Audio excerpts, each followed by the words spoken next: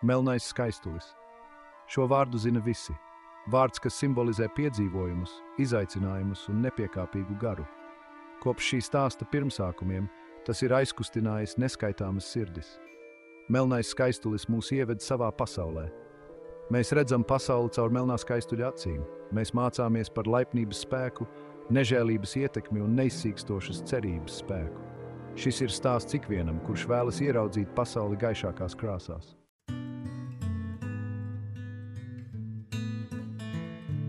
Melnā skaistuma ceļojums mūs ved cauri Anglijas laukiem. Mēs redzam kalnus, dzīvīgus ciematiņus un mierīgas fermas. Melnā skaistuma piedzīvojumi uzrunā lasītājus no visām dzīves jomām. Viņa stāsts pārvar laiku un telpu, aizskarot cilvēku sirdis. Mēs jūtam līdzi cietsirdībai, ko viņš ir pārcietis, un mēs priecājamies par labestību, kas viņam tiek dota.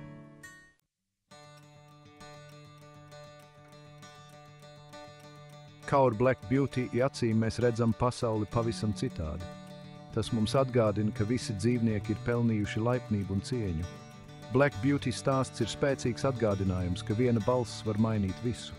Dalīdamies viņa stāstā, mēs turpinām cīnīties par labāku un laipnāku pasauli. Atcerēsimies sajust, just līdzi un no jauna atklāt līdzjūtības spēku.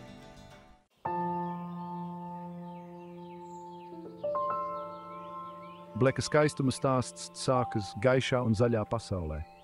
Iedomājieties plašu zaļu pļavu, ko apspīd silta rīta saule. Tieši šeit ar piesardzīgiem soļiem mūsu varonis spēr savus pirmos soļus. Bleka skaistums ir dzimis brīvībā, bez raizēm un pienākumiem. Viņš rotaļājas pļavā kopā ar savu māti dāmu, kura vienmēr ir viņam blakus. Viņš spēlējas ar citiem kumeļiem, viņu acis mirdz priekā. Tās ir viņa bērnības dienas, pilnas prieka un brīvības. Melnājai ķēvei ar spīdīgo kažoku un maigajām acīm, Black Beauty nebija tikai māte. Viņa bija skolotāja, aizstāva un uzticama draudzene. No viņas viņš mācījās pacietību, maiga pieskāriena spēku un mieru, kas atrodams katrā kopā pavadītā mirklī. Viņa iemācīja atšķirt ēdamus augus no indīgiem, un viņas maigais zviedziens vienmēr viņu vadīja. Viņi gulēja kopā, ķermenīši saspiedušies, it kā viņa čukstu stāstīt viņam pasakas. Mātes mīlestības un rūpju ieskauts Black Beauty auga stiprs un drošs. Viņam bija mīlestība, drošība un pasaule pilna cerību.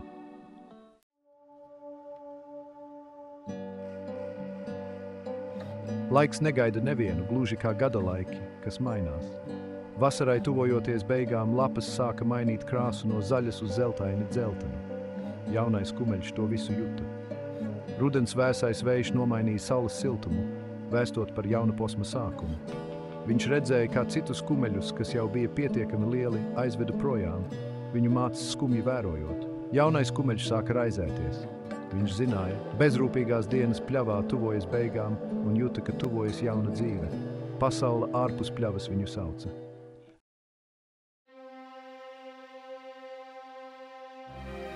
Laimīgās dienas pļavā bija beigušās. Vienā vēsā rudens rītā Furiju atšķīra no mātes. Mātes siltuma vietā viņš sajuta augstu metālu un iemauktu smagumu. Viņu aizveda prom no pazīstamās pļavas, un tagad viņu ieskāva vien tumšas staļļa sienas. Bailes, kurām nebija kur likties, pārņēma viņa sirdi. Pļava, kas reiz bija visa viņa pasaule, tagad bija tikai atmiņa.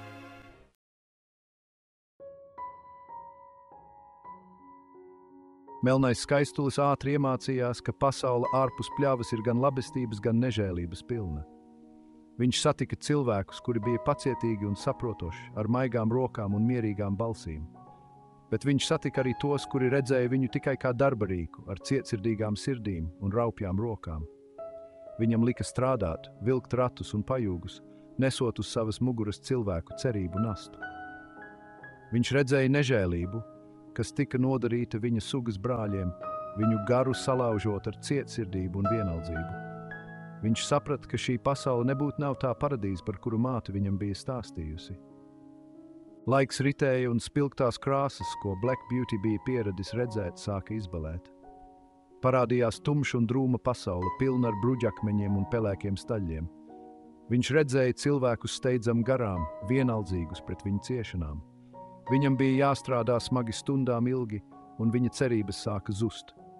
Bet pat šajā tumsā Black Beauty atcerējās savas mātes mīlestību. Viņš joprojām cerēja, ka kādu dienu atkal sajutīs tādu mīlestību.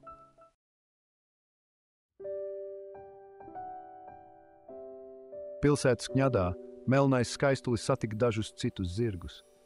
Viena no tām bija Džindžera, enerģiska un nemierīga rudmate.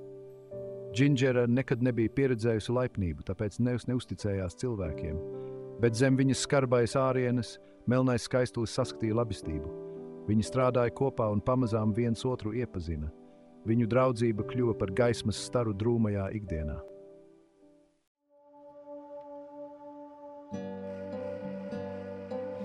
No visiem zirgiem, kurus Black Beauty bija saticis, neviens nebija tik dižens kā kapteinis. Viņš bija vecs, sirms zirgs. Viņa ķermeni klāja rētas no daudzu gadu darba, bet viņš joprojām bija stalts zirgs. Viņš stāstīja par laipnību un nežēlību, par drosmi un izmisumu. Viņš mācīja Black Beauty būt pacietīgam un stipram grūtību priekšā. Black Beauty klausījās ar lielu interesi, iegaumējot katru kapteiņa vārdu. Kapteiņa vārdi dziļi iespiedās Black Beauty sirdī.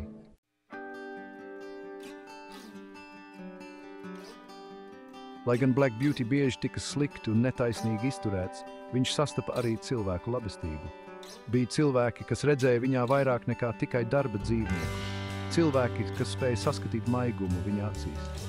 Viens no viņiem bija jauns stallis, Joe Green, kura laipnā sirds šķita saprotama zirgu valoda.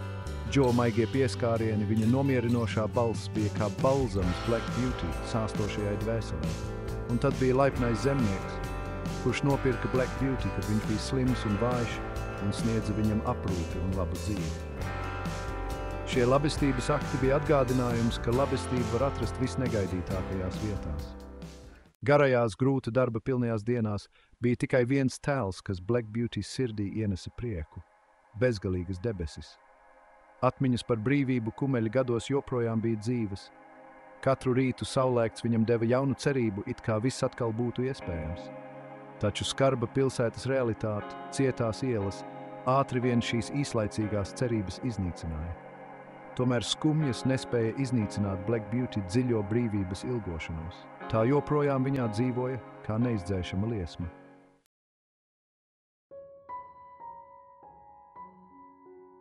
Katra diena bija vienāda piepildīta ar nogurdinošu darbu un brīvības trūkumu.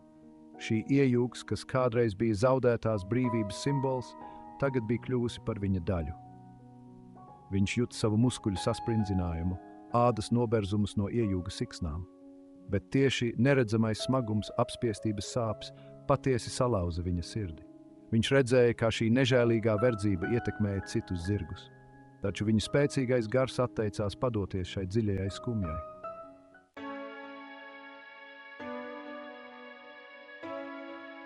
Lai gan Black Beauty bija spiests strādāt, viņš tomēr atrada miera brīžus, mazus cerību stariņus, kas spīdēja cauri tumšajiem laikiem.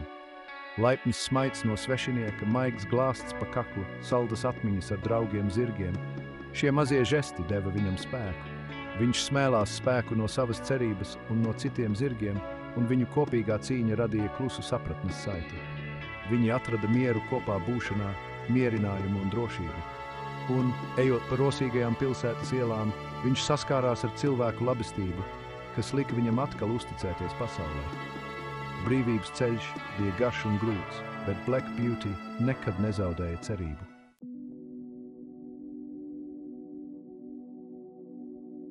Šķiet, ka Black Beauty dzīvē ienāk gaisma. Pēc visām grūtībām un pārdzīvotajām ciešanām viņam sākas jauna dzīve. Viņš bija pieredzējis tikai grūtības, bet tagad viņš atrada tādu ģimeni, par kādu nebija pat sapņojis. Un šī ģimene, ar sirdīm, kas pilnas līdzjūtības, uzņēma viņu ar siltumu. Skarbie pavēles saucieni, sitieni un pilsētas troksnis palika aiz muguras. Vietā ienāca lauku miers un klusums, kas bija tik pretējs pilsētas Kņādai. Šeit, šajā mierīgajā vietā, viņš nebija darba instruments, bet gan dzīvnieks, ko cienīja un mīlēja. Katrs pieskāriens bija maigs, un katrs vārds, kas tika teikts, bija pilns ar labestību. Viņa stallis bija plašs un tīrs, piepildīts ar svaiga sienas smaržu un putnu dziesmām. Saules stari iespīdēja pa logu, ienesot siltumu un prieku. Viņa kažoks, kas reiz bija nespodrs un savēlies, tagad mirdzēja tīrībā. Katrs smaigais pieskāriens bija kā zāles viņa nogurušajiem muskuļiem, un meitene, kas viņu kopā darīja to ar tādu maigumu, it kā viņas pieskāriens būtu pats svarīgākais Black Beauty labsajūtai. Šie labestīgie cilvēki ar savu rīcību un vārdiem lika Black Beauty noticēt, ka labestība pasaulē tomēr pastāv. Viņi runāja ar viņu kā ar ģimenes locekli, nevis vienkārši dzīvnieku.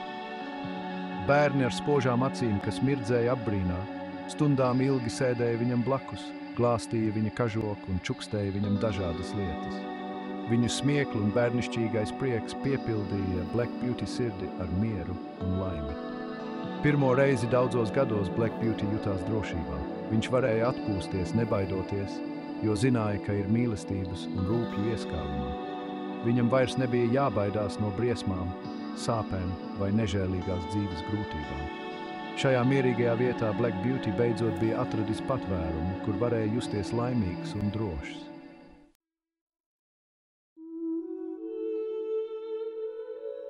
Visas grūtības un bēdas bija beigušās, kaut arī Furijs bija pieredzējis dzīvi, kas bija pilna ar tām. Šīs drūmās dienas bija pagājušas, un tagad viņš bija atradis mieru, ko bija pelnījis.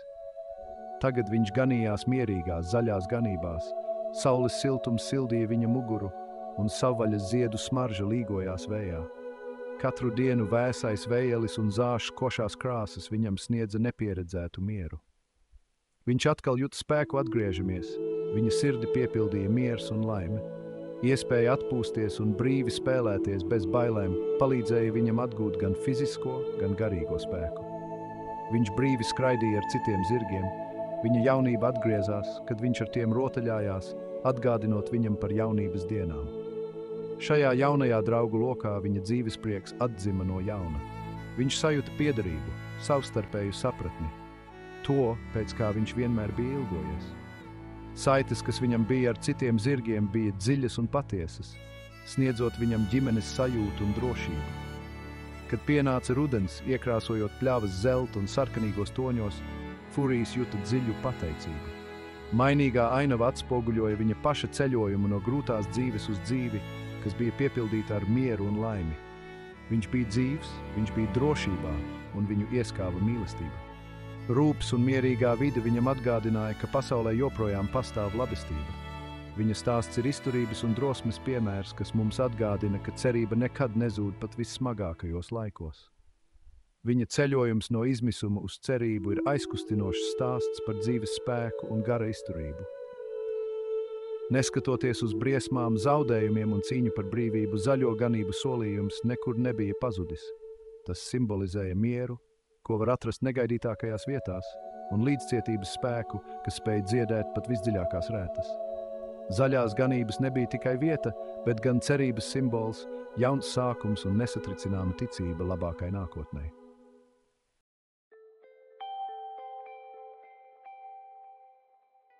No plašajām ganībām, kur melnais skaistulis brīvi auga līdz skarbajai cilvēku pasaulē, kur tas saskārās ar grūtībām, viņa stāsts ir aizkustinājis lasītājus no visām dzīves jomām.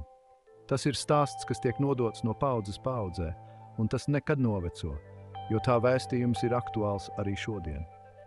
Stāsts, kas liek mums apstāties un aizdomāties, kas atgādina mums par līdzjūtības, mīlestības un cieņas spēku pret visu dzīvo. Tās ir universālas vērtības. Melnā skaistuļa stāsts mudina mūs paskatīties tālāk par sevi, ieraudzīt pasauli no cita skatu punkta, sajust viņu sāpes un priekus. Mēs tiekam aicināti iejusties viņu ādā, iedomāties sevi viņu vietā, apdomāt savu rīcību, padomāt par to, kā mēs izturājamies pret tiem, kas no mums ir atkarīgi, apzināties savu ietekmi uz apkārtējo cilvēku un dzīvnieku dzīvi. Mūsu rīcība ir kā akmens, kas iemests dīķī, atgādinot, ka katrai dzīvei ir vērtība, neatkarīgi no tā, cik liela, maza, spēcīga vai mums noderīga tā šķiet. Katra dzīvība ir pelnījusi cieņu un laipnību. Tā ir mūžīga patiesība. Pasaulē, kurā valda steiga un vienaldzība, kur ikdienas rūpes liek mums aizmirst par patiesi svarīgo, melnā skaistuļa stāsts ir kā cerības stariņš, kas aicina atcerēties par mūsu cilvēcību, kas apliecina mīlestības spēku. Tas mums atgādina, ka laipnība nav vājums, bet gan spēks. Tas atgādina, ka maigs glāsts, labs vārds, sirsnīga rīcība var mainīt kādu dzīvi, ienest tajā gaismu. Tieši šādas atmiņas piepilda dzīvi ar jēgu. Aizverot pēdējo melnā skaistuļa grāmatas lapusi, paņemsim līdzi tā vēstījumu, paturēsim to savās sirdīs. Lai tas kļūst par mūsu ceļvedi saskarsmē ar citiem, radīsim pasauli, kurā valda līdzjūtība, kurā laipnība ir norma, kurā katra dzīvība tiek cienīta un aprūpēta, kurā mīlestība un labestība silda, un kurā cerības gaisma, tāpat kā melnais skaistulis, vienmēr spīd. Esiet pārmaiņas, ko vēlaties redzēt pasaulē, un lai melnā skaistuļa mantojums dzīvo mūsu sirdīs un darbos mūžīgi. Ja šis stāsts jūs aizkustināja, sekojiet līdzi, lai redzētu citus iedvesmojošus stāstus. Rakstiet komentāros par to, ko iemācījāties no melnā skaistuma, un pats galvenais dalieties šajā vēstījumā par līdzjūtību ar apkārtējiem. Mums visiem ir spēks radīt pārmaiņas. Paužot līdzjūtību un apzinoties savu rīcību, mēs varam radīt līdzjūtības vilni, kas mainīs pasauli. Godināsim melnā skaistuma mantojumu, dzīvojot ar mīlestību un līdzjūtību katru dienu. Kopā mēs varam radīt pasauli, kurā visi dzīvnieki tiek cienīti un mīlēti. Paldies par jūsu laiku un atcerieties! Pārmaiņas sākas ar jums. Nospiediet pogas zemāk, lai abonētu un dalītos ar šo video ar draugiem un ģimeni.